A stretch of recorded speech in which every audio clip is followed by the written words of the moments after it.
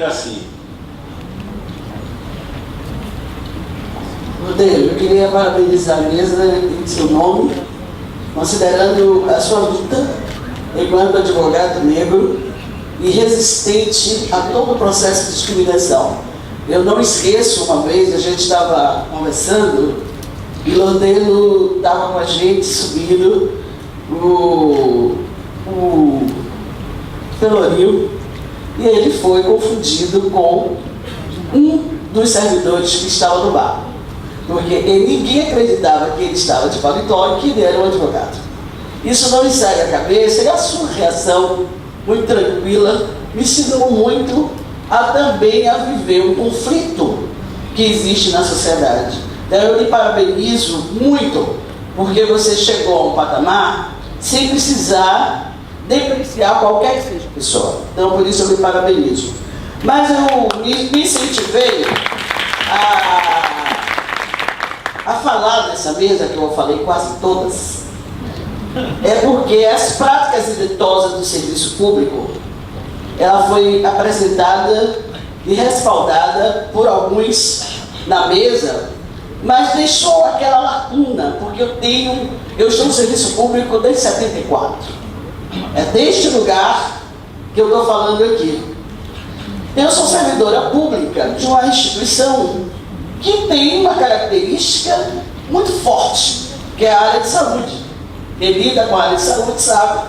E fui também servidora da iniciativa privada durante alguns anos. Então eu tenho experiência nas duas áreas, no público e no privado. Então nesse sentido, é que eu acho que a gente deve dialogar que a questão da equidade para trabalhar a diversidade, ela precisa compreender o staff, com certeza, da empresa pública ou privada, mas particularmente a pública, que eu costumo dizer que o público precisa dar bom exemplo.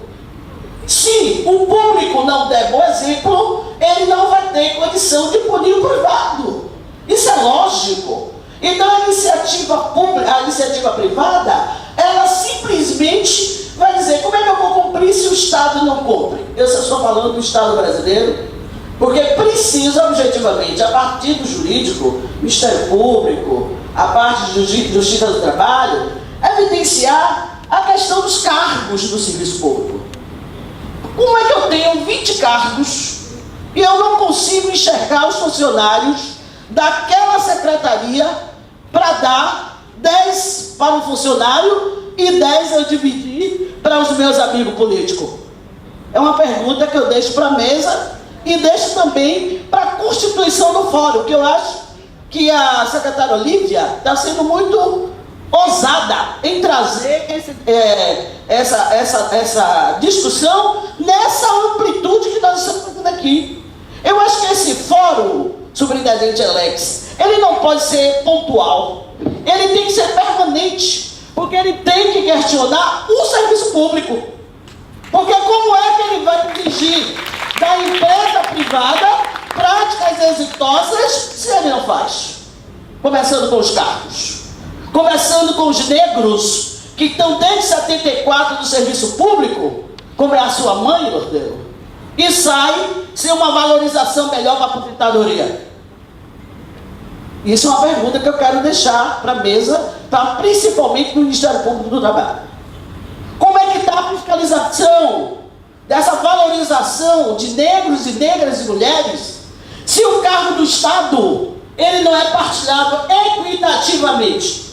Isso é uma investigação do Ministério Público.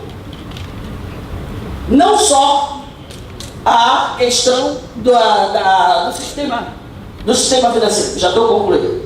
Nesse contexto, esse plano de cargos e carreiras que quase toda a secretaria tem, ela não é efetivada.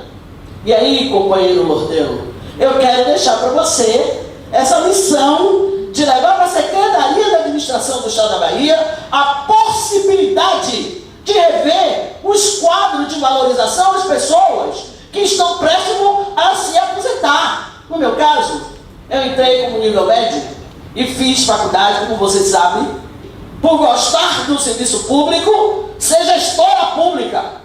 mas na hora da aposentadoria, o meu diploma não foi reconhecido porque eu entrei como nível médio na área de saúde. Então nós temos que arguir o Estado nesse sentido, para valorizar os seus quadros que dão vida efetiva para poder fazer funcionar uma secretaria. Então fica a demanda para o Ministério Público do Trabalho, para a Secretaria da Administração, e dizer que a questão das empresas também é muito importante. Porque não é possível, eu já fiz uma gestora do município de Salvador. Primeira coisa que eu fiz foi exigir no edital quem fornecesse para o Ministério, para Salvador, fosse exatamente, equitativamente, mulheres e homens, negros e brancos, se tivesse que botar também, no edital. Então isso é importante que a gente discuta objetivamente nesse fórum. Não é possível que a gente enriqueça centenas de fornecedores com dinheiro público e quando a gente vai para o evento só tem homem branco e mulher branca. Não é verdade? A gente precisa corrigir a partir da intervenção do Estado. O Estado precisa sofrer uma intervenção no que diz respeito não só à diversidade, porque cotas é muito importante, mas você tem que trabalhar com equidade, tratar os diferentes de forma diferente para incluir. Esse é o objetivo do trabalho que o movimento negro traz como experiência positiva para o Estado brasileiro, quando a gente foi à Durban, quando nós constituímos a Convenção 711 da OIT, que não é cumprida no Brasil. Então eu gostaria de deixar isso com bem objetividade, para que o Estado brasileiro comece, em particular, usar os cargos, não para clientelismo político, mas para priorizar os servidores que estão ali nas suas fileiras. Obrigado. A próxima é Maria de Lourdes. Temos apenas mais 3 inscrições e aí a gente... Boa tarde, eu gostei muito de todos. Eu, no caso, estou tendo a oportunidade agora de adentrar saber dessas questões, participar, porque eu estou fazendo um serviço social, né? E eu fiquei muito tempo assim, tive problema de exclusão também, por causa de estudo, etc. E, no caso, eu tenho assim, no caso da minha formação, eu sou muito crítica. Eu geralmente tenho muito problema por causa disso, né? Da minha formação, eu tenho muito problema por causa disso. Mas eu sei que eu sou uma guerreira, eu sei que eu estou com 74 anos, né? Lutei muito. Lutei muito e aproveitei a oportunidade também, mas também eu vivi assim, um pouco excluída porque por ignorância também, né? Por ignorância. Porque você não sabe, você não conhece, ou você procura conhecer e não tem oportunidade. Mas eu espero realmente que de agora em diante eu possa ter a oportunidade, principalmente de trabalho. Eu preciso trabalhar, porque eu sobrevivo assim. Minha mãe é uma pessoa aposentada, uma pessoa bem idosa, e eu preciso trabalhar justamente para cuidar dessa minha formação. Tenho que me formar bem, né? Tenho que me formar bem e dar uma oportunidade mais para ela, para que tenha a velhice dela mais tranquila, né? Que ela possa ter as coisas dela e sem eu, no caso, eu poder adentrar nesse salário dela. Então eu agradeço a oportunidade de estar aqui, agradeço a vocês todos e tenho certeza que eu vou continuar lutando e espero ajuda. O próximo inscrito é Diego Souza.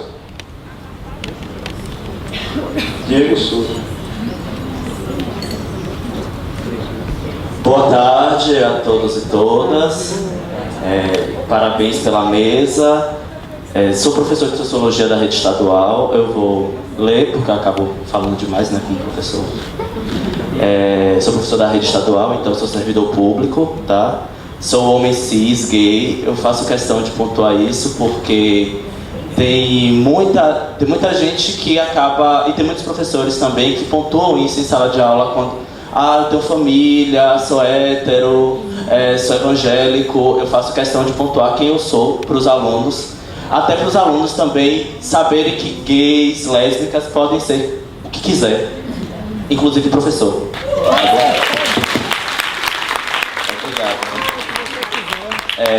Sou mestrando também da UFBA e faço parte do portal 2/3, né, que é de mídia, veículo de mídia LGBT daqui da cidade. Primeiramente, eu queria... Fora Temer, né, tem muitas coisas. É válido dizer que eu estou na rede estadual, mas na escola de educação profissional. Então eu lido todos os dias com jovens negros que tentam a todo custo se ingressarem no mercado de trabalho. Então, é só uma provocação para a mesa. Eu acho que além de pensar, e por fora também, né?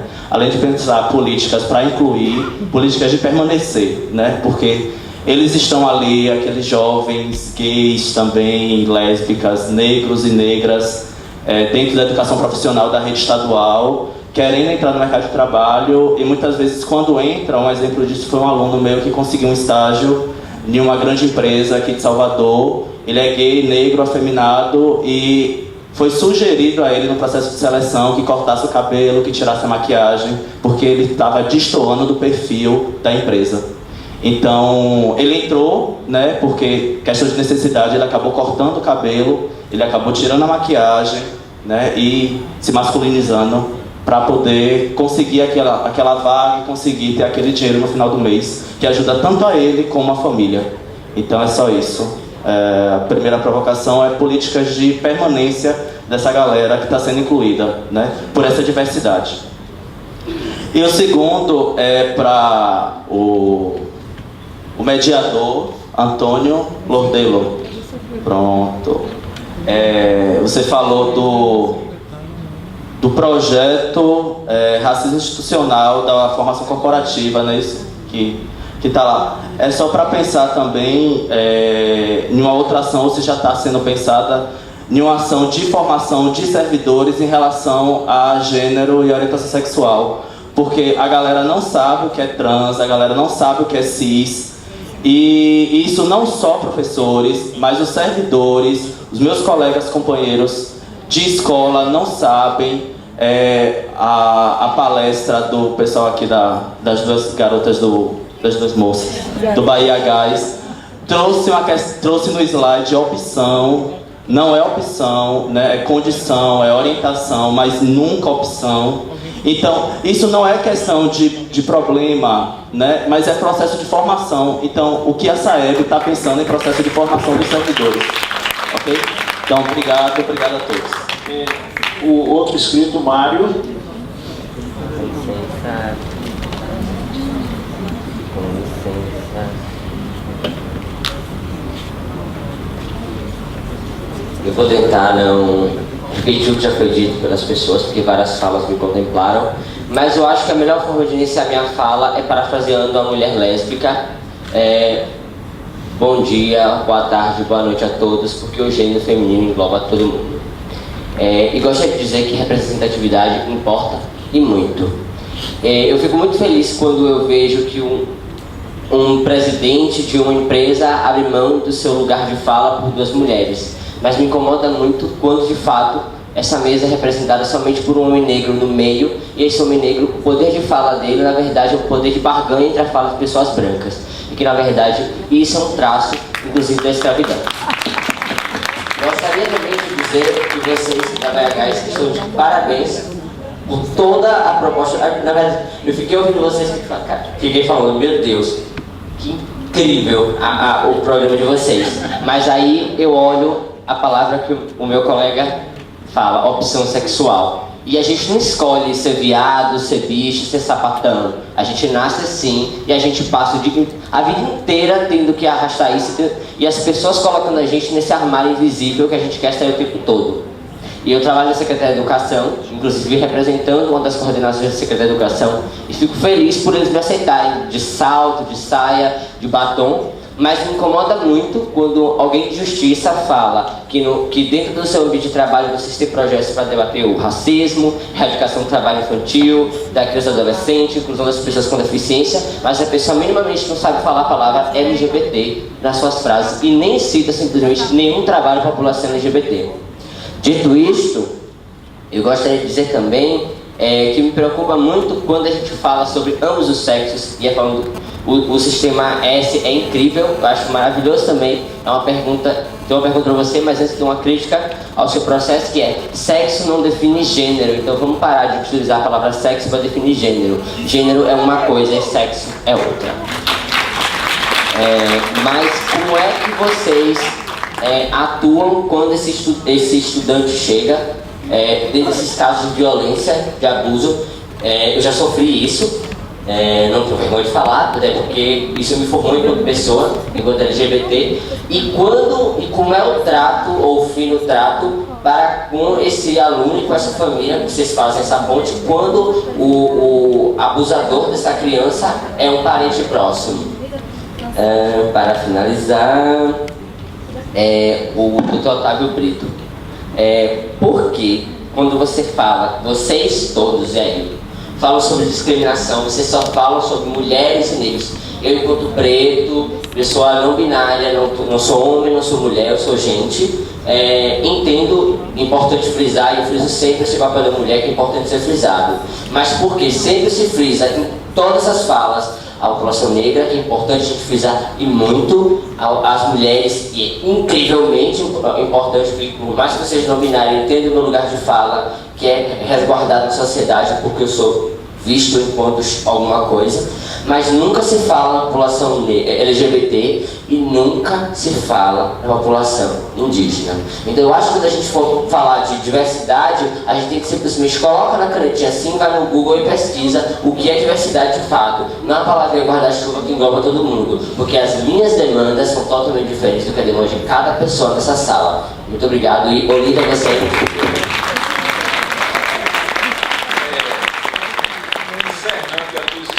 Nós temos o nosso reitor José Vicente. Eu gostaria de me inscrever também, eu preciso falar sobre depois tem mais algum inscrito? Não, mas então, eu gostaria de questão do horário para a organização que depois. Tá certo. Até porque acho que até dentro da cota também, acho que ainda não preenchi a cota da diversidade de gênero e raça. Meu nome é Francisca, boa tarde, gente. Sou estudante de serviço social e de direito. E me chamou a fala do senhor desembargador, e eu fiquei triste, assim. Por mais que tenha conflitos, que haja posições, entre todas as questões que o Biraci, Mari e outras pessoas colocaram aqui, das faltas que ficaram, da questão da diversidade, não tem sido totalmente contemplada. Mas antes de mais nada, eu procuro ouvir a pessoa, porque assim como eu gostaria de ser escutada e contemplada, no mínimo, uma questão de dever natural. Não é só de dever, acho que a gente se propõe mesmo se relacionar com as pessoas e ouvir. E eu ouvi cada um de vocês aqui. E eu fiquei triste assim pela fala que o senhor falou da questão. O que eu tenho de carreira, muita gente não tem de vida. E principalmente porque eu sou uma mulher de 35 anos e que adentrei a universidade com 26. Então, com 26, acho que muita gente já teve outras oportunidades de ter avançado mais no que se propõe e no que tem de conquistas para fazer. E outra coisa que me deixa triste é que o tempo todo... O senhor tem quantos anos de carreira, senhor desembargador? 33, eu tenho 35. E a gente vive num nível de risco social, de uma intensa violência por motivação de gênero, de raça, em que infelizmente no mundo a gente luta por tolerância, por diversidade, mas na hora que existe uma conciliação, seja de gênero, de raça, não importa raça, gênero, religião, nacionalidade, mas na hora da união para a destruição, acho que não tem tolerância maior, porque todo mundo se alia de acordo com suas conveniências, negros, brancos, brasileiros, sul-americanos, europeus, gente de país de terceiro mundo. Tem mais um dito popular que não existe mais terceiro mundo, tecnicamente.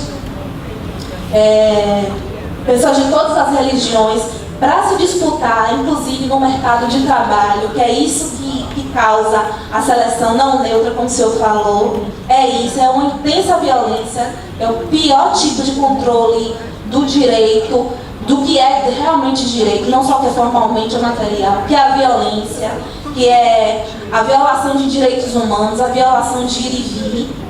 E principalmente que a gente luta todo dia para chegar a ter 40 anos. Tem uma frase de Fábio Júnior: quero viver bem mais que meus 20 e poucos anos. Eu vi no Facebook o caso de uma menina, estudante negra de 20 anos, se não me engano, da Universidade Federal do Tocantins, que ela não aguentou, porque eu tinha aguentado um pouquinho, e ela se matou. Ela não teve tempo de chegar aos 33 anos nem de idade. E isso acontece o tempo todo, todos os dias. Tem gente que quer ter paz para poder chegar a uma determinada graduação. Tem gente que quer ter paz para dormir. Tem gente que quer ter paz para poder, pelo menos, nem que seja na rua, dormir. Mas a mão forte de um sistema de opressão, até quem está na rua não tem direito de dormir, se isso não for conveniente, interesse de quem consegue chegar lá. Ou de quem, de forma mediana, consegue chegar lá. Eu falo isso porque a amizade entre mulheres não é possível de negro, a não ser que não fira os direitos do sistema que opera no mundo inteiro, dessa ordem, porque é uma ordem só, a gente não tem a dúvida disso. Então, a minha tristeza em relação a isso, de a gente lutar para ter alegria, de a gente lutar para a coisa que a gente mais ama, no meu caso, que é buscar conhecimento, que é compartilhar, que é cuidar também, e de querer que todos tenham, porque eu acho que se a gente chegar aqui, todo mundo tem direito de chegar. Então eu acho que esse nível de violência, de só o fato de você ajudar o outro, você já põe em risco a sua vida, porque você quer, às vezes, dar uma coisa de comer, mas se aquilo de comer chama certa atenção, você não pode deixar a pessoa com fome. Então, esse drama todo, falar drama todo sim, porque isso é real, isso acontece no mundo inteiro. Você vai ver o caso das mulheres militares nos Estados Unidos é exatamente igual. Em virtude de serem mulheres, elas são violentadas e são limadas da vida delas e vivem uma vida de indigência. E a gente luta o tempo todo para não viver uma indigência, porque é pior do que a morte. E às vezes, até para garantir que a pessoa tenha um mínimo de inclusão, é preferível a morte do que você matar sua alma e você matar seus ideais. Eu acho que aqui, secretário Lívia, todo mundo, que a gente vive um momento de crise, que mais de um momento de crise política, econômica, é um momento de crise de princípios, e é uma crise no âmbito do caráter também, porque nunca se teve tanto egoísmo como se está tendo hoje, por mais que se tenha tido progresso, mas é na hora que se estreita. Será que muitos já perderam família, muitos já perderam familiares em nome de um ideal? E será que vale a pena, por causa de pouco, você matar as pessoas física ou na alma, psiquicamente, emocionalmente? É isso que define a seleção no mercado de trabalho, é isso que define quem vive e quem morre. Entendeu? E principalmente eu não tinha ideia de como chegar numa faculdade de Direito na Universidade da Bahia, sendo negra e sendo pobre, feriria tanto os interesses das pessoas, porque até caso de estupro na universidade que fica impune, as pessoas, os agressores passam livremente, e eu não tenho direito de ir e vir, não tenho direito de ir na minha casa, que eu sou perseguido o tempo todo, e eu não tenho como provar, porque é um crime que a dimensão está tão grande, que eu não sei se todo mundo vai ter coragem para realmente reagir, fazer uma inclusão, e fazer uma virada de uma vida, uma verdadeira revolução mesmo, que no dia que houver essa coragem, eu acredito que vai haver inclusão no mundo, que vai haver respeito aos direitos humanos.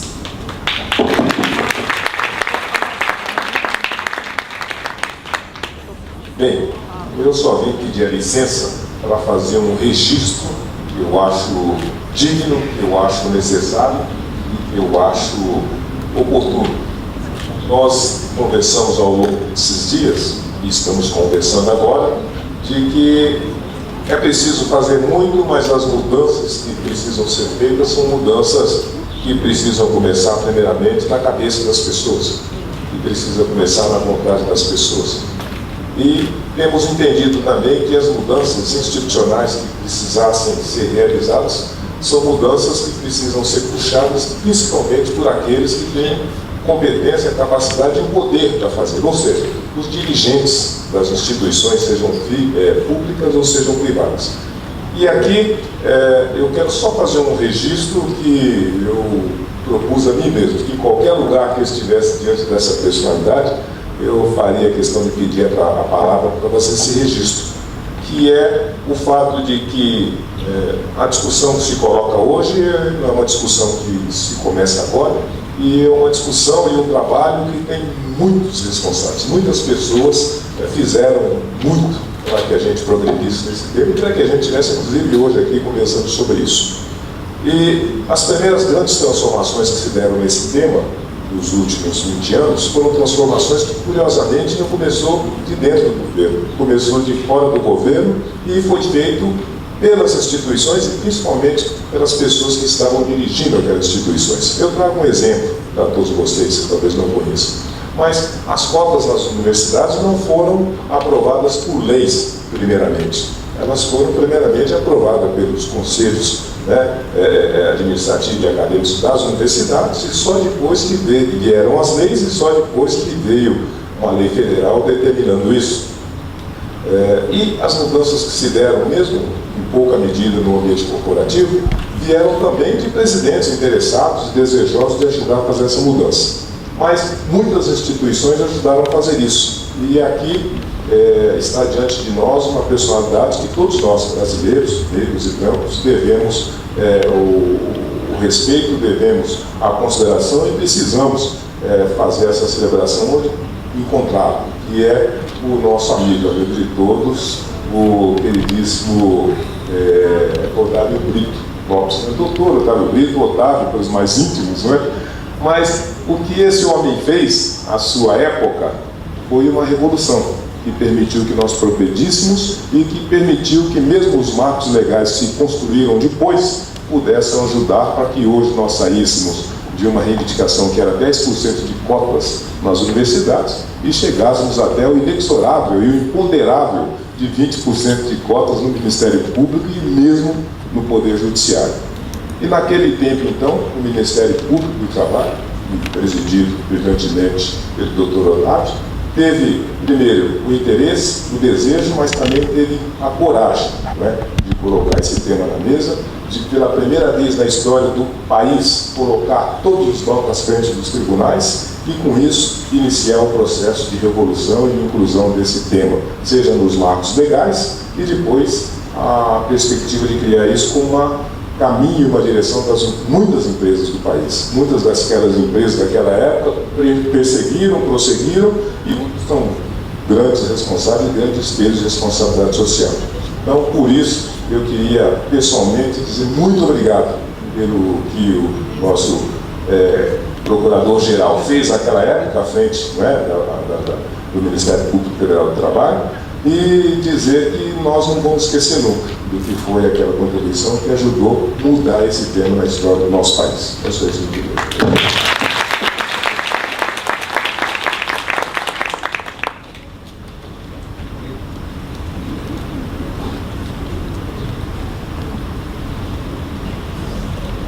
Não vai falar que eu vou falar, não? Desculpe, a dona da casa, mas tem que apresentar. A nossa secretária, Olívia, vai dirigir a palavra. Para dar uma distensionada. Bom, gente, boa tarde a todas e todos. Eu quero agradecer a toda a mesa pela contribuição para esse debate. Nós trabalhamos muito para que esse fórum fosse erguido, fosse colocado de pé. É a primeira experiência da história da CETRE fazer um fórum para discutir as múltiplas formas de discriminação no mercado de trabalho. É uma construção difícil, porque é uma construção que pressupõe também convencimento de outros parceiros, de outros atores, outras atrizes, né? eu sempre tive muito bem definida na concepção de que nós não queríamos um fórum para dialogar com a gente mesmo. Não é um fórum de mulheres falando para as mulheres, um fórum de negros falando para negros. Nós queríamos fazer, eu acho que fizemos um fórum, onde as instituições pudessem se despir, de alguma forma, minimamente, mas pudessem se colocar, se apresentar, porque o nosso objetivo é a construção de um pacto. E por mais que possamos fazer falas, e a gente sabe da história de cada uma e de cada um, é uma história difícil, de dores, de tragédias, inclusive, né? A gente sabe que a gente tem isso sistematizado na vida dos homossexuais, das pessoas trans, das pessoas negras, de mulheres que se superaram, se reinventando depois de histórias de violência. Agora, tem um elemento aqui que nos une, e que é o foco. O foco é derrubar essas barreiras que estão postas no mercado de trabalho. Eu tenho eu tenho certeza, infelizmente, é uma certeza infeliz, de que nós não vamos resolver isso, talvez nem nessa geração, né? Mas que a gente precisa fazer, que a gente precisa tentar. E para tanto, nós vamos precisar dialogar com quem tem poder de tratar e decidir sobre essas coisas. Infelizmente, o poder não nos tem mais. Não está nas nossas mãos. A gente sabe qual é a paisagem do poder no nosso país. Das estruturas, quem dirige, quem comanda as instituições. E é importante que a gente tenha pessoas não negras, não trans, não pertencentes à comunidade LGBT, mas que tenha alguma sensibilidade com esta necessidade. Que é o que eu estou vendo se traduzir aqui nessas falas dessas vezes. Não acho, eu, por exemplo, vou falar uma coisa que vai ser incômoda. Eu acho que a Bahia Gás deu um passo importante com o programa de equidade de gênero. Mas não acho que a Bahia Gás é a maior referência de equidade de gênero, porque tem um elemento, gente, que é medidor. Se a empresa está ou não está promovendo equidade de gênero, de raça, de tudo. E quantos diretores você tem que são negros, que são mulheres, que são do segmento LGBT? É isso, é matemática. Tem uma hora que a política vira matemática. A gente quer saber quantos, a gente quer quantificar. E aí eu acho importante a fala do Dr. Gustavo, quando o subprocurador, quando ele fala e ele mostra o caminho, porque isso nós precisamos saber. O caminho das seleções que são feitas. Como é que é selecionado? Porque o discurso, gente, no Brasil ninguém, bora acalmar o coração, ninguém vai assumir que discrimina. Ninguém discrimina. Ninguém quer a sua imagem associada a uma ideia de discriminação. Só Bolsonaro não é exceção. É um cara que chega e se discrimina, não gosta de negro, não gosta de mulher, não gosta de gay. O cara fala e um monte de gente aplaude ele. Porque se identifica com aquilo, né? No geral, o cara que é um presidente de uma empresa, que tem uma instituição, e não vai dizer que faz isso. Mas a gente precisa dissecar o caminho. Qual é o caminho? Como é que é feito? E a gente descobrir onde é o nó. E desatar esse nó. É importante que o senhor... eu não ouvi a fala do desembargador, infelizmente, meu amigo. A gente conversou tanto ontem, mas eu sei do seu papel, que é um papel importantíssimo. E é importante toda essa experiência. Infelizmente, tem muita gente que não vive o seu tempo de carreira, muitas vezes sequer corresponde ao tempo de vida dos nossos jovens negros que estão sendo exterminados, assassinados, e é uma coisa naturalizada, em que muitos perdem a capacidade de espanto. Não se espantam com o que acontece com a nossa juventude negra. Mas é importante que tenhamos essa ideia, gente, de que nós precisamos fazer de algum lugar. Nada do que está acontecendo aqui substitui a luta política mais ampla que é feita pela transformação estrutural da sociedade. Não adianta lutar por um pedacinho da estrutura capitalista que eu vou entrar ali e a gente vai ficar bem felizes para sempre. Isso não vai acontecer. As iniquidades, elas vão continuar sendo produzidas. Tem uma estrutura que opera. O fato de não ter negros, de não ter mulheres, de não ter gays, significa assegurar privilégio para alguém que está neste lugar, naquele lugar onde todos nós gostaríamos de estar, onde possibilitar o ingresso de todos de maneira democrática, a democratização das oportunidades. Agora, a ausência de oportunidades para uns determina o privilégio de outros. Nós vivemos num país de privilégios, de uma casta, de uma elite que sequer tem um projeto de nação. A nossa elite tem muita dificuldade de edificar um projeto de nação, de entender o que é uma nação. Prefere servir ao externo, prefere pegar sua empresa e vender, toma aqui, vamos viver aqui de rendimentos, de dividendos, não é? Do que de desbravar, construir, garantir um patrimônio nacional, de constituir de fato. Estados Unidos, veja se faz essa bandalheira de sair vendendo o que é estratégico para eles. De jeito nenhum. O que é estratégico para eles é estratégico, é parte da identidade nacional. Mas aqui não, a gente acha que é bonito pegar nossas coisas. A Eletrobras está aí, vai ser vendida também a preço de banana se o povo não reagir, o povo não reage. Não reage. E isso tem a ver conosco. Porque perda de riqueza para o país significa perda de riqueza para o povo brasileiro. Significa menos do bolo para a gente disputar, para a gente conseguir que volte como retorno na condição de política pública que efetivamente eleve a qualidade de vida das pessoas. Nós precisamos pactuar. Esses palestrantes não estão aqui por acaso, porque nós queremos compromisso também desta mesa e de outras mesas, dessas pessoas que precisam operar. Zé Vicente tem um trabalho importante em São Paulo, nessa perspectiva. E nós queremos agora discutir o que é estratégico. Nós queremos trabalhar no que é estratégico. Eu digo que eu já tenho 51 anos, já quase 52. Não tenho nenhum problema. Diz que mulher não gosta de dizer idade, eu não tenho nenhum problema de falar a minha idade.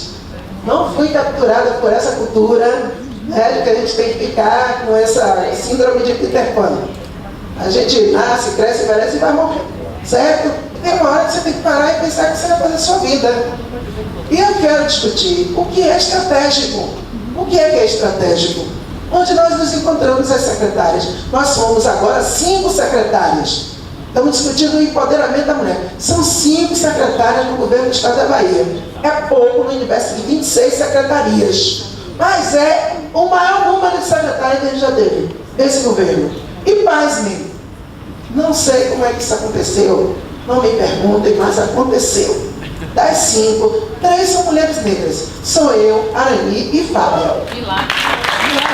Entendeu? Se isso vai durar muito tempo, não sabemos. E eu acho que nós precisamos pegar isso e fazer o debate com as forças políticas, com os partidos políticos. E quando indicar os secretários, levem em conta a necessidade de indicar mulheres negras, porque é importante esse empoderamento, inclusive para a reeducação do imaginário coletivo, que não está acostumado. A CEPRE ficou 50 anos com mulheres negras entrando para limpar, para servir um cafezinho. Você olha para as terceirizadas, mulheres negras e homens negros. Não precisamos discutir cota para terceirizar. Todo mundo já é negro, é 100% ali. Concursado, aí já vai mudando, né, a paisagem. Tá certo? Cargos de confiança, mais ainda a mudança vai acontecer. E eu entrei, montei uma equipe, botei a Ângela no comando da agenda do trabalho decente, mulher jovem negra. Alessandra Reis é a superintendente do trabalho, é negro, usa trança e daí. E a gente vai mudando e as pessoas vão tendo que se acostumar com isso. Já sabe que tem gente que diz assim, Secretária ainda fica mandando um pouco fazer trança igual a ela, vai ficar andando igual a ela, não? Só que pode já outra de trança. Por que, meu amor? Você nunca usou, está usando o mesmo. Não, sério, vai ficar igual a você, não precisa ficar igual a mim. Certo? Agora eu preciso respeitar que tem uma presença. E isso é difícil. Eu tive um despacho com um colega, e o colega, eu levei 2 pessoas. Eu e mais o superintendente. Aliás, não, éramos 3 negros, né? E tinha uma pessoa branca também, da nossa equipe, que estava junto, e ele estava lá com o staff dele todo branco. E aí, quando terminou o despacho, aí ele falou assim: fulano, nós estamos em minoria aqui, né? Na hora de fazer a foto. Eu falei: não está, não. Nós estamos paritários, 3 lá, 3 cá. 3 negros aqui, 3 negros lá. Então está tudo certo. Porque é impressionante como incomoda. Não, é natural. Você senta numa mesa toda de branco, não tem problema nenhum. Mas não há problema algum. Ninguém pensa em impor. Porque pressupõe-se que ser branco e chefiar é uma coisa universal e natural. O poder universal é esse, então é natural. Na hora que um negro chega, já fica um negócio estranho. Quando eu fui secretária de Educação, alguém falou: eita, apagaram as luzes da Secretaria de Educação de Salvador. Em 2013, Patrícia Lacerda está na OIT hoje. Mas ela sabe o que nós encontramos no banheiro da Secretaria do Trabalho, Emprego, Renda e Esporte, quando eu me tornei chefe de gabinete. E quem escreveu aquilo, que eu não vou falar aqui agora, tá certo? Teve uma resposta excelente. Quando eu não só fui chefa de gabinete, mas me tornei secretária de Trabalho, Emprego, certo? Então nós temos, eu quero agradecer a contribuição de todas e todos aqui. Nós temos que compor uma equipe. Nós temos que compor um grupo. O que está diante da gente não é algo pequeno, é algo grandioso. E a gente não vai vencer sozinhos. Nós temos uma massa crítica importante dos movimentos sociais. Mas nós precisamos de juízes, de desembargadores, de subprocuradores, do procurador-geral, do alto staff. Porque o problema do racismo, o problema da questão de gênero, do sexismo contra as mulheres, do patriarcado, o problema da homofobia, não é o problema dessas pessoas que sofrem a discriminação específica. É um problema da sociedade. É um sinal de involução da sociedade. E, portanto, tem que ser resolvido por outros agentes. Eu não sou daquele tipo que fica dizendo: você é branco, você não pode falar sobre questão racial. Eu quero que os brancos falem sobre questão racial. Eu quero que os brancos abram a boca e digam: eu não quero mais ter tanto privilégio. Eu quero compartilhar. Eu quero distribuir. Eu quero dividir o poder. Nós precisamos que seja assim. Eu não preciso ser homossexual para entender que não dá para ter homofobia. Que a homofobia é um negócio indigno, que acaba matando pessoas, tirando vida das pessoas. Porque você acha que todo mundo tem que ser hétero? Não vai ser. Não vai ser. Vai ter gente que é hétero. E vai ter gente que é gay, que é lésbica. Tem menina que vai gostar de menina. Tem menino que vai gostar de menino. Tem menino que vai gostar de menino e de menina. E não me interessa de quem ele vai gostar. Me interessa a sua capacidade produtiva, sua capacidade criativa e o quanto disso vai dinamizar o mercado de trabalho e que ele possa viver dignamente. Porque quem está fora está sendo colocado numa condição de marginalização e nós estamos contribuindo para que isso aconteça. É por isso que nós precisamos que todo mundo esteja dentro. É dentro do jogo. Nós não vamos resolver problema de violência blindando vidros de carro, ampliando o número de seguranças dos condomínios fechados. Porque os negros estão apodrecendo nas cadeias. E os brancos e ricos estão morrendo de medo daqueles que estão fora dos muros dos seus condomínios. Que não é mais muro, é cada vez mais sofisticado o aparato de segurança. Significa que há algo errado nessa sociedade, que precisa mudar. garantiza o benefício para todos. Isso nós já sabemos. Mas é possível, ainda nos marcos do capitalismo, avançarmos em determinadas pautas. A pauta da diversidade, em pleno século XXI, precisa ser entendida como uma pauta prioritária. Ou a gente compreende isso, cria mercados, cria instituições, corporações com capacidade de garantir essa inclusão, e parar com essa história de ter um discurso bacana, porque muitas vezes o discurso é lindo. É aquilo que ele falou, que o Gustavo falou, desculpe falar assim, o pessoal jurídico é cheio de... Otávio, desculpe, não é? Que o Otávio falou, porque assim, tem uma hora que o papel é lindo, que o discurso é lindo, mas a gente quer mais do que o papel, do que o discurso. A gente quer uma prática política efetiva de gestão, que efetivamente desestruture essa engrenagem racista, machista, homofóbica e possa estruturar uma outra coisa no lugar. Isso a gente não faz sozinho. Desempoderados podem se preparar para lutar, para fazer a luta tenaz que precisa acontecer. Mas enquanto isso não acontece, revolução não sei se vai acontecer amanhã. Eu acho que não, do jeito que o povo está, não vai acontecer. Então, se você não vai fazer a revolução de um dia para o outro, você tem que fazer pactuações. É preciso garantir determinados pactos e fazer com que esses pactos aconteçam, eles se efetivem, para a gente ir mudando isso. A luta pelas cotas era um desejo, era uma coisa que a gente almejava, lutamos muito e conseguimos, e essas cotas elas não condizem em nenhum estado. Em nenhum estado elas são condizentes com a presença negra ou de mulheres, tá certo? De segmentos oprimidos em cada estado. Não é totalmente diferente, mas foi possível de ser pactuado. Acabou aí? Não acabou aí.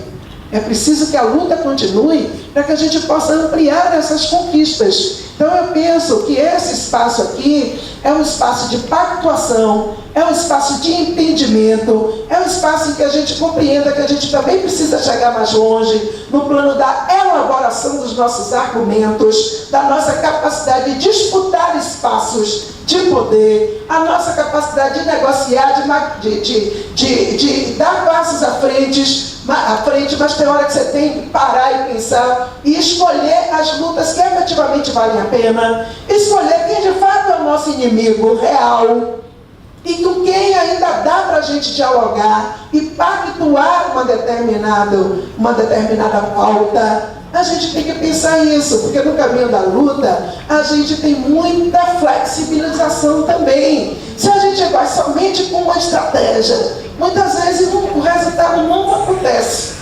Tem uma hora que a gente tem que dar uma flexibilizada, olhar mais para a floresta, para a gente conseguir garantir que os avanços possam acontecer. Então é nisso que eu estou acreditando. Eu acho assim que a presença dessa turma que está aqui até agora, da turma que está na outra sala, discutindo com as pessoas com deficiência, que está numa discussão também extremamente importante ali acontecendo, é a revelação de que o nosso povo tem sede, tem desejo, tem vontade, tem comprometimento e que a gente pode fazer muito. Para fazer esse muito, nós vamos precisar de mais aliados e de mais aliadas. E eu espero que cada uma e que cada um dos que estão nessa mesa, a FIEB, por exemplo, nós vamos precisar muito de vocês.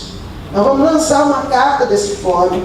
Nós precisamos que a FIEB nos ajude no diálogo com as empresas verdadeiramente. Nós precisamos pactuar, precisamos que eles assinem, precisamos que se comece, porque aqui na Bahia não temos isso. É um negócio absurdo. A Bahia é a terra da diversidade. Nós não queremos só essa coisa dessa alegoria da alegria. A Bahia da alegria, desse povo que recebe. Nós não queremos isso mais. Nós precisamos que a Bahia seja uma referência daquelas empresas que empregam negros, que apostam na capacidade da população negra. E negro é falado muito aqui, porque nós somos a maioria da população. 79%, 80% de negro nessa Bahia. Não é possível fazer um fórum e que esse debate não predomine. Vai predominar. Vai predominar 51% de mulheres. e uma exclusão política e econômica que é brutal de negros e mulheres nesse Estado. Que o dirás de pessoas com deficiência, de pessoas LGBT, é pior ainda. Então a gente vai ter que fazer esse olhar que não é uma disputa entre oprimidos, é uma coalizão de forças entre os oprimidos, entre aqueles que estão despossuídos, destituídos, mesmo com capacidade e até com formação. E a empresa, quando ela quer fazer, ela faz. Ela pode investir em formação, ela pode fazer os treinamentos necessários. Nós não nascemos com as ferramentas prontas, porque não tivemos as mesmas oportunidades. Não é que os brancos tiveram, que os homens tiveram, que os héteros tiveram. Portanto, é preciso, se tem uma política de inclusão, vai ter que definir como será essa política, quais são os passos dessa política. Ela tem que incorporar a formação, sim, além de garantir a empregabilidade daquelas pessoas que já têm as condições de serem empregadas e só não são porque a aparência não corresponde com aquele perfil de gente que aquela empresa está acostumada a contratar. Portanto, essa é uma questão que é fulcral e que nós vamos ter que enfrentar. E eu acredito que a gente pode. Eu vou sair desse fórum muito mais fortalecida do que a maneira como eu entrei nele. Eu tive muitas preocupações sobre como ia se desenrolar isso aqui, até porque a gente fez uma coisa que o desembargador até ontem, a gente conversando, ele falou, lá em São Paulo teve uma ação dessa, e eu olhava para a plateia, todo mundo negro, olhava para a mesa, todo mundo negro, e eu dizia, esse negócio aqui não vai avançar. Sabe por que ele pensou isso? Porque ele sabe que o poder de decisão não está na mão dos negros. Ele sabe muito bem quem é que comanda as empresas. E a gente também sabe. Então a gente precisa construir pactos com brancos, com negros, tá certo? Com empresários. Eu sou do PCdoB, sou da esquerda, mas eu sei que não é a esquerda que está comandando as empresas. Então eu tenho que ter capacidade de sentar, de dialogar e de buscar pactuar. A gente tem que fazer isso nesses marcos que estão postos. Eu sei que já está todo mundo aqui desesperado, porque eu já me desgramei de falar, falei mais do que deveria, tá certo? Mas eu assim, só agradecer, reiterar os agradecimentos e dizer que nós vamos bater nas portas de vocês em breve, porque essa história não vai acabar aqui neste fórum, haverá os desdobramentos do fórum e nós vamos precisar muito da ajuda, do apoio. É isso, obrigado.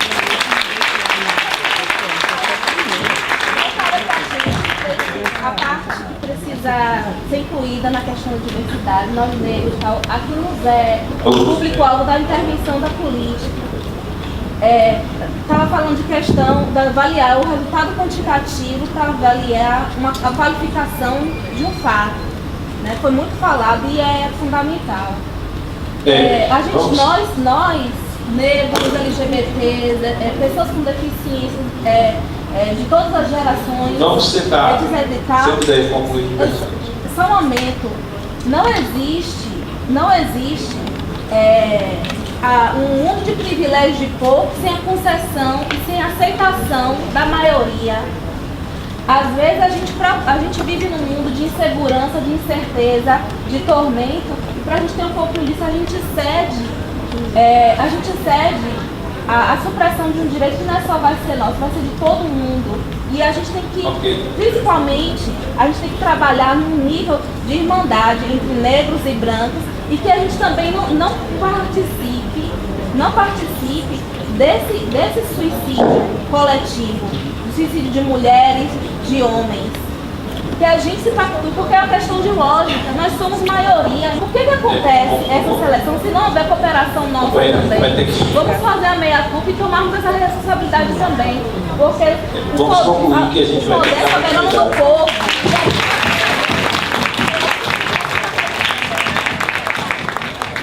Pessoal, retomando aqui nosso debate, antes de passar para os nossos convidados, eu queria só responder algumas provocações que foi feita para não ficar nas sem uma resposta adequada. A Lívia, por exemplo, ela ponderou a questão da participação de negros e mulheres na direção do governo. A fala da secretária, de alguma forma, já contemplou essa discussão. E eu tenho o meu exemplo pessoal. Eu ocupo hoje o cargo de comissão, eu sou servidor de carreira, né, lá da Secretaria da Administração, e eu me lembro logo quando eu assumi o cargo, a Secretaria da Administração era uma secretaria que a gente só via negros e terceirizados, né? E hoje, eu, por exemplo, sou quase uma referência dentro da secretaria. Isso para mim é muito orgulho, mas eu sei o que eu tive que fazer para chegar até nesse sentido de provar minha competência, minha capacidade de estar ali. E é aquilo que a Olivia estava colocando, que eu não quero ser repetitivo, a gente vai tendo que fazer comendo um pouco pelas bordas, né? Então, por exemplo, quando eu assumi a condição de chefia dentro de um grupo, e alguns servidores simplesmente trocaram de setor, não queriam trabalhar ali e tal, porque toda a questão do referencial, de quem ele entende que deve ocupar aquele cargo, né, e vem uma pessoa que tem um perfil que, em tese, destoava daquele histórico, né? Então é isso. Então a gente tem que fazer as coisas, mas esse processo de negociação, infelizmente, é fato. Voltando aqui um pouco para falar do Piraci, existe lá na secretaria hoje essa preocupação, né, de você tentar incluir os servidores, e eu sou tenho batalhado muito, que é a questão de você conseguir, pelo menos, regulamentar o artigo do Estatuto dos Servidores que fala que os cargos de comissão devem ser ocupados por servidores de carreira preferencialmente. Isso a gente não conseguiu ainda, e até porque algumas secretarias a gente quase não tem servidores de carreira, então teria essas dificuldades. Mas eu acredito que lá na secretaria você tem aliados nessa luta, mas é muito difícil, porque o nosso modelo de política, a gente ganha uma eleição, né? Depois, quando você ganha uma eleição, a gente tem que sentar com os donos do poder para ver o que é que a gente vai realmente definir enquanto política, né? Infelizmente essa é a realidade. A gente tem conseguido avançar lá na Secretaria da Administração em muitas questões na área de pessoal, essa questão, por exemplo, do programa de qualificação dos servidores. A gente tem toda a discussão de promoção, por exemplo, das carreiras, a gente sempre inclui temáticas ligadas à diversidade. Agora, e falando um pouco do que o colega falou aqui, o seu direito, falou sobre a questão de qualificação de servidor. A gente tem dificuldade de ter pessoas com esse conhecimento. Então a gente tem procurado se qualificar para passar esses dados, essas informações para os demais servidores, mas a gente tem uma carência de pessoal, de gente com qualificação na área de LGBT, por exemplo, né, que tem um conhecimento e saiba exatamente o que deve ser, que tipo de informação deve se passar para os servidores. E voltando aqui para o Biraci lembrou um fato, e que depois tem ligação que a doutora Jerusa falou aqui em relação às minhas gravatas, por exemplo. A questão racial aqui em Salvador é algo tão terrível que a gente, por exemplo, uma pessoa jovem, eu não sou nem tão jovem assim hoje, mas, por exemplo, um homem negro em Salvador, por exemplo, de camisa branca e paletó azul, por exemplo, eu me lembro que uma vez eu entrei no shopping center, o shopping todo atrás de mim. Por que será?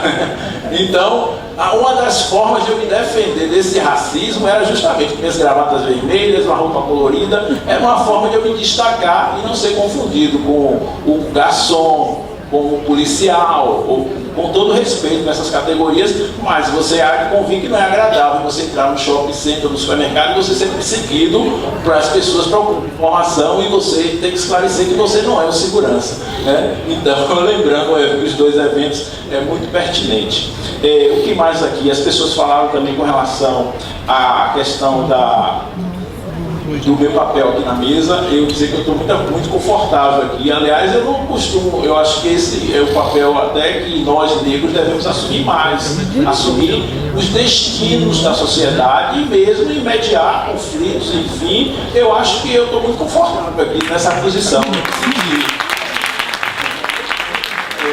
Eu acho que temos que assumir mais essa condição mesmo, eu acho que é isso mesmo.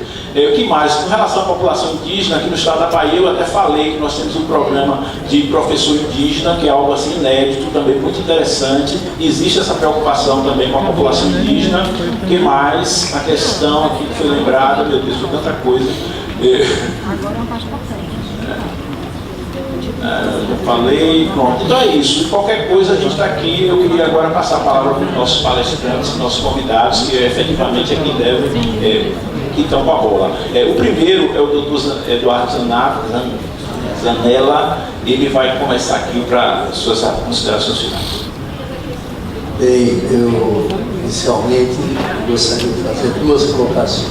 Primeiro, você se dirigiu a mim, né, especificamente, ela, e se sentiu triste, né? Quando eu falei que tinha de carreira mais do que muitas pessoas tinham de idade. Muito bem, jamais fique triste, pode ficar decepcionada comigo, mas não triste, né? Eu costumo sempre dizer que eu estou triste, decepcionado sim. Então, fique triste. Agora, o que eu quis dizer, mas parece que não foi entendido, que seria até um elogio para aqueles que têm menos de 33 anos, eu já tenho de carreira, então as pessoas são muito jovens. Né? Eu estava até se comentando, eu estava me lembrando que na minha época também, com 20 e poucos anos, na época da faculdade, eu vi uma pessoa com 30 anos, eu nunca vou me esquecer que eu, ali entre os nós, de 20, 18, puxa, aquele fulano tem 30 anos, não é possível, 30 anos, acho que um dia nós vamos chegar lá. Então foi nesse sentido. Então não fique triste, talvez decepcionada, mas é o que eu queria dizer também com relação a você, porque no que diz respeito ao preconceito, eu me chamo Eduardo Benedito de Oliveira Zanella. Sofri preconceito sim na escola, por me chamar Benedito. Eu, com 14 anos, meu pai faleceu. Ficamos, minha mãe e 3 irmãs e eu. Tive que estudar muito. A sorte nossa, ela era professora e conseguiu nos dar o estudo. Ela sempre falou isso. Falou para vocês, eu só posso dar o estudo. Meu pai era ferroviário e nos deixou uma pensão. E aí eu fui estudando, trabalhando já desde os 14 anos. Quando tinha 23, ela faleceu. A pessoa que eu mais gostava na vida. Mas tive que continuar estudando, trabalhando, e aqui estou. Então acho que nós temos que vencer preconceito, sofrer preconceito por ser órfão, preconceito por ser Eduardo Benedito. Né? Interessante, isso que eu queria falar para vocês. Com relação a você, também se dirigiu especificamente, quando você disse que eu fui falando, a senhora, a nossa secretária me ouviu, está sendo interessante. Mas eu não quero ir embora para Campinas sem falar com os dois, que eu achei muito... Por isso que é bom, é interessante, o pessoal vem aqui e fala, eu achei legal. Quando eu fui falando aqui, achei bacana. Tem que ser assim, eu não quero que vá para casa pensando, ela já pensou em triste comigo, seria pior, pode não ter decepcionado, triste não. Quando eu fui falando com relação ao que você colocou, eu fui dizendo as formas de combate. Nós temos formas de combate. Combate à discriminação racial, foi isso que eu fui falando. Nós temos uma forma, nós temos o nosso comitê e nós combatemos o trabalho escravo, o tráfico de pessoas, discriminação racial, combatemos o trabalho infantil, que nós achamos que a criança tem que estudar, criamos os juizados, procuramos fazer com que o trabalho seja seguro e incluímos as pessoas com deficiência e reserva de vaga. Muito bem. Por que não tem o LGBT aqui, que eu vou falar hoje, porque eu falei ontem no jantar da secretária, nós estávamos juntos, que o Zé Vicente estava junto, eu comentei. Nós temos um caso de um agente de segurança na nossa terra, Campinas, que chamava-se Alexandre, hoje chama-se Alexandra. Muito bem recebido por todos. Então não é forma de combate, nós não combatemos, pelo contrário, nós o acolhemos. Tá? Acho que talvez tenha conseguido te dar essa resposta. E agora a nossa Jerusa, não sei se ele está aí, já está aqui, muito bem. E agora também vou ter um prazer, né, de ir embora. Eu me sinto feliz, né, que com aquele videozinho lá que eu ontem aqui assistindo o que estava acontecendo, também quis arrumar um vídeo para mim, para passar 3 minutinhos. Mas olha o que eu proporcionei para você, a sua lembrança, não é? Assim, indiretamente, você se recordou do seu tempo. Eu vou contente, eu não vou decepcionado nem triste, nem fico triste, nem decepcionado, isso que eu gostaria, e todos vocês Agora, finalmente, não posso deixar de reiterar os meus agradecimentos aqui, secretário, todo o staff que nos apoiou. Concluir? Desculpe, agora que eu olhei para a esquerda, já é para concluir. Não posso ir embora sem reiterar os meus agradecimentos e cumprimentar o povo baiano aqui que me recebeu tão bem. É isso aí, a mesa, todos na mesa, todo mundo falar bem. É um prazer participar desse evento aqui. Também gostaria de agradecer o Eduardo, né, e passando a palavra agora para a doutora Clécia.